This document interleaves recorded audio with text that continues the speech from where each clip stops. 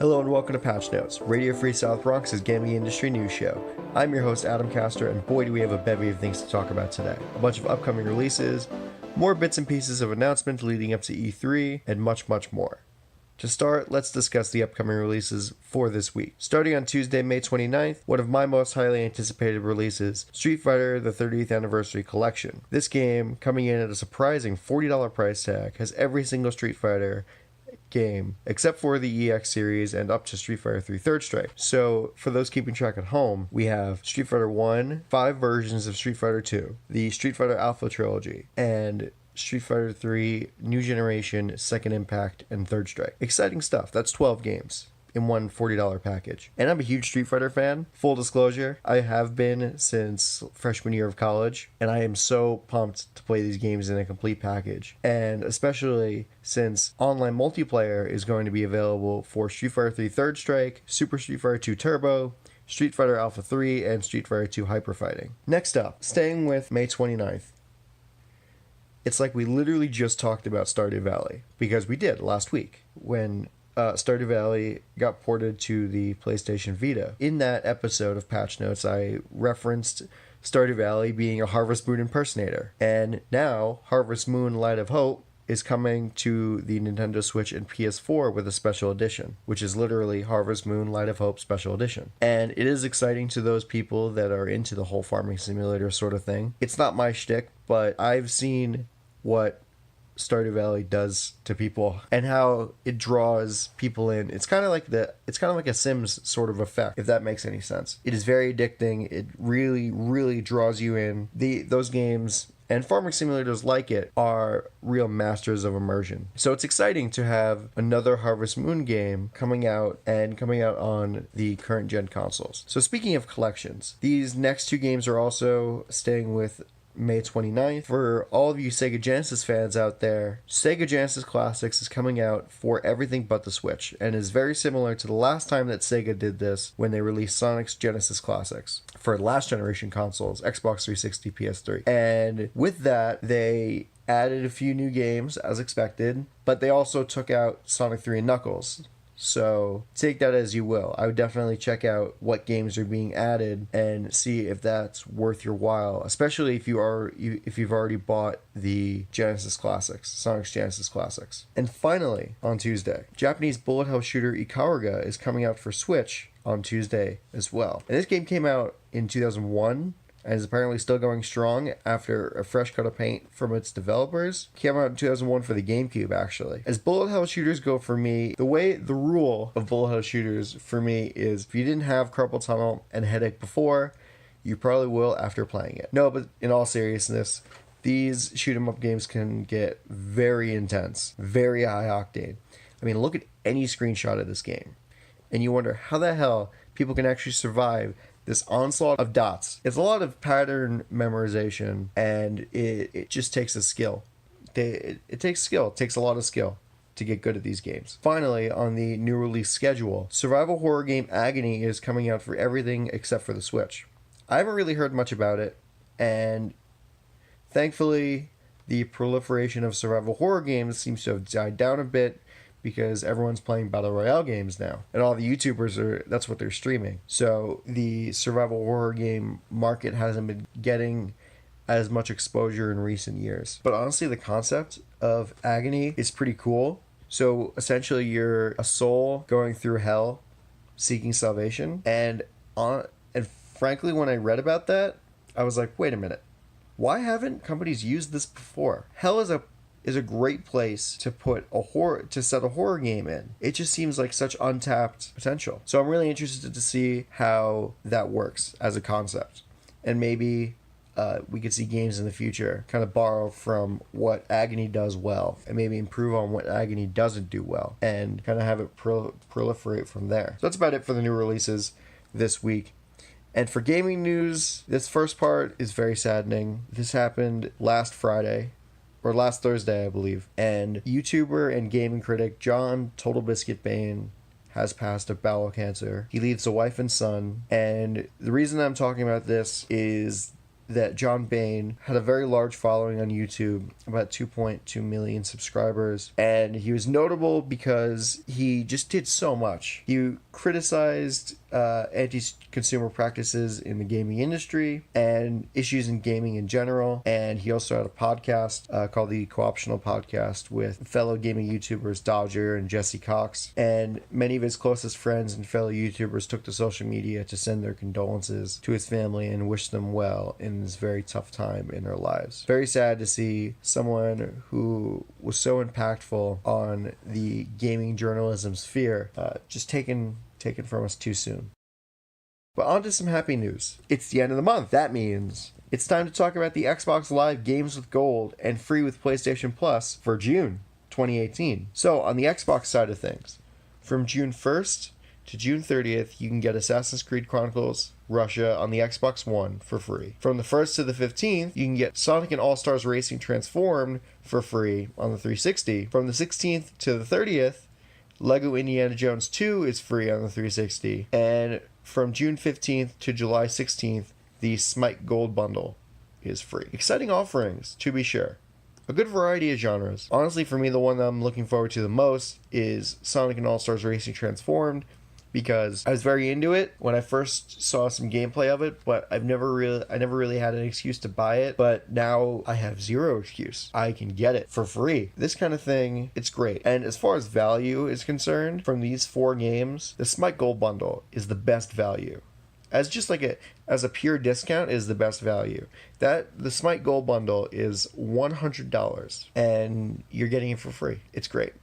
I'm gonna say this later, but these services really pay for themselves, honestly. And for Sony's lineup, PS4 owners are receiving tactical shooter XCOM 2 and stunt biking game Trials Fusion. It's a nice set of genre variety and these genres are underrepresented in the gaming sphere today. I feel like these services, both PS4 or PlayStation Plus and Xbox Live Gold, they do lead players to try new games because there isn't that monetary barrier of entry or any sort of risk. Because why spend $60 on a game that you might not like from a new genre when you could just get it for free? And if you don't like it, then that's it. You don't have to spend any extra money on top of the gaming service, the online service that you're paying for. It's just free. And that's every month. And I can think of a couple of games where I really have not gotten in. I wouldn't have gotten into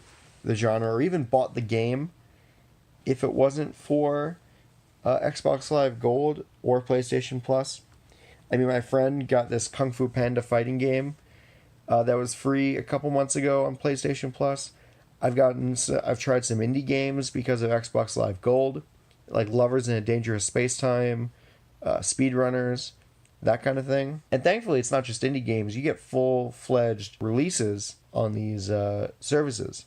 And like I said before, these games, the 4 on Xbox Live Gold and the 2 on PlayStation Plus, they prove that PlayStation Plus and Xbox Live Gold practically pay for themselves with not only this free stuff, but the discounts that they bring. The only downside, honestly, and I talked about this in Patch Notes editorial, is that you have to pay money to play games online. That's the only thing. That's the only downside I really see to it. In other news, E3 hype. It's here. It was here last week, but it's really here. There have been a lot of announcements and trailers. Just last night, there were announcements that I'm going to be talking about. As I was writing this episode, there were announcements happening.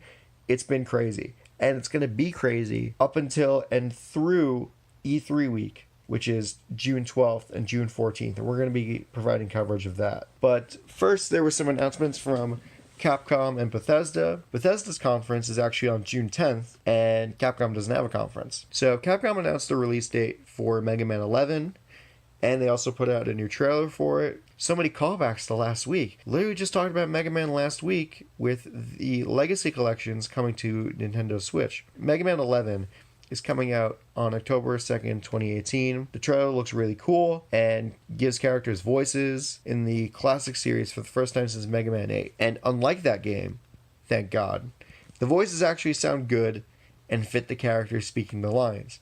Listen to the voice acting on Mega Man 8 and you will just you'll probably throw up a little in your mouth. It's just not great. It is really just not great. Dr. Light sounds like Elmer Fudd. Mega Man sounds like a girl when he's supposed to be a guy. The delivery just doesn't sound great. It's very much like a late 90s. It's late 90s voice acting. What do you want? Resident Evil was the same way. Except Resident Evil was actually funny and meme worthy with all the ridiculous stuff that was in that game. And Bethesda announced a new Fallout game. And thank God for the Fallout fans out there. They've been waiting for a game since Fallout 4. But I mean, honestly, the wait between Fallout 4 and this new game, Fallout 76, I don't think it's going to be as long as the wait between Fallout 3 and Fallout 4. And so really all they announced was the title of the game so far is Fallout 76, and honestly that's the marketing strategy. It's like, oh, here's the title of the game, but check out our conference on the 10th for more details on it. And I mean, that makes sense. That's standard. That's par for the course as far as E3. You're teasing the title, and then you're gonna say, oh, check out more at E3. And finally, for the new section, Nintendo announced Pokemon Let's Go, a new Pokemon game for Nintendo Switch. Probably the first, correct me if I'm wrong, the first console Pokemon game, the first full-fledged console Pokemon game that plays very similar to the handheld versions. And it's supposed to go back to the game's roots in the Kanto region, and will task players with catching the first 151 Pokemon. This has been the most hype announcement so far this summer, and it's been rumored for months now, and now there's a proper Pokemon game for consoles. I'm surprised it's taken them this long to do that. It's also multiplayer, and the way that you catch Pokemon in the wild is very similar to Pokemon Go. It's releasing with a Pokeball style controller, which is crazy. And honestly, from the trailer, it's almost like it's inviting people to throw their Joy-Cons at the TV, because for how you throw the Pokeball, you literally kind of like you flick your wrist with the Joy-Con in hand. I mean, thank God there are wrist straps on those things, but that motion is inviting people to throw their controllers at the TV, just like with the Wiimote. But overall, very hype announcement. The graphics look great, honestly, of this game, and they were definitely what I would expect from a console Pokemon game. Now on to what am I playing right now. This is one of my favorite segments because I feel like it adds more depth to me as a content creator and lets me talk about a hidden gem that I might be playing at that moment. The game that I'm playing this week doesn't really apply to that sentiment though. That sentiment more applies to Wizard of Legend, which I talked about last week. Though this week, in excitement for the Stanley Cup Finals that are starting on May 28th, I've been playing NHL 18. I mean, frankly, I've been playing NHL 18 a lot before the Stanley Cup Finals and throughout the playoffs, basically. But it seems like a good segue to open this up with. And it's very fun. It's a very fun game. And as far as gameplay is concerned, it is a great hockey simulator. The graphics are great, aside from the overused NBC Sports format is terrific. As a New York Rangers fan, I love hearing Slapshot whenever I score, and sing along to it every time. I mean, it's so catchy. It's the ultimate catchy song because there are no lyrics. Also, the newest thing in that game, NHL 3s, is very exciting. It's high-octane 3-on-3 action with a hype announcer that's literally overthrowing with 2-on-0 situations, which make scoring goals super fun because you're basically cycling the puck all the way down the ice and then you score because the defense has either been checked into oblivion or they're just not there. Plus, there's also a mechanic called the money puck where one goal can either score your team multiple goals or take goals away from your opponent. That's sick. I mean, that just creates hype situations. Like, for example, let's say you're tied at 2-2 and the game is to 5 and then you get a +3 money puck. So basically the game turns into next goal wins. And that's amazing. That's so fun. Along with NHL 18, I've also been playing Pokemon Alpha Sapphire on my train rides to the office. And Pokemon Alpha Sapphire and the game that it is a remake of, Pokemon Sapphire,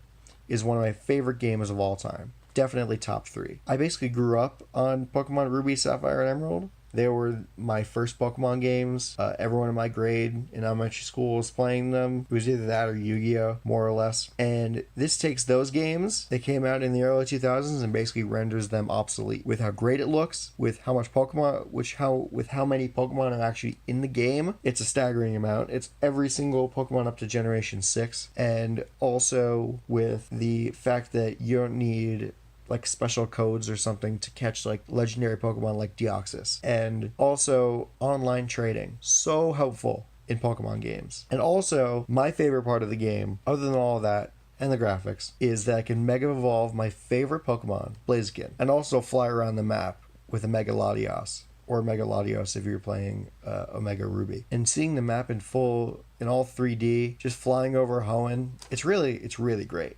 It's really great. And honestly, if I told my 8-year-old self that this is the future of his third favorite game, I think he would have fainted. So this has been it for this episode of Patch Notes. For more, check out RadioFreeSouthBronx.com or Radio Free South Bronx on SoundCloud and iTunes. I will see you next week, where we will be talking about more upcoming releases, more gaming news, and more stuff that I've been playing. For everyone at Radio Free South Bronx, I have been your host, Adam Castor. Have a great day.